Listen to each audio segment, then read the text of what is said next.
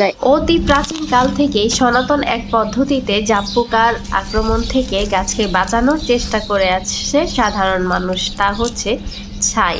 এই ছাই দিয়েই কিন্তু সনাতন পদ্ধতিতে জাপ পোকার হাত থেকে রক্ষা পাওয়ার ব্যবস্থা করে থাকে। আর এই ছাই দেওয়ার একটা নিয়ম হচ্ছে, ভোরবেলার দিকে যখন কুয়াশায় পাতাগুলো ভিজা থাকে সেই সময় ছাই ছিটিয়ে দিলে ছাই গাছের গায়ে বসে যায়, পাতার গায়ে বসে যায় এবং জাপ পোকার হাত থেকে রক্ষা পাওয়া যায়। এই বরবটি গাছের ফলন কিন্তু একদম গোড়া থেকে আগা পর্যন্ত হয় এবং যখন গাছে ফুল আসতে শুরু করে ঠিক সেই সময়েই জাপ পোকার আক্রমণটা বেশি হয়।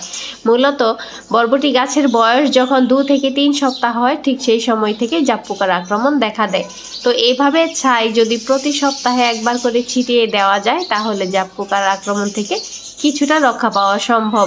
এবং এই ছাই কিন্তু গাছের গোড়াতেও দেওয়া যায়, এর কোনো ক্ষতির দিক নেই। এই ছায়ে গাছের কোনো ক্ষতি হবে না, বরং উপকৃতই হবেন। তো সাধারণত শিম, বরবটি এবং করলা গাছে জাপ পোকার উৎপাত একটু বেশি পরিমাণে দেখা দেয়। তো যেই ধরনের কীটনাশক বা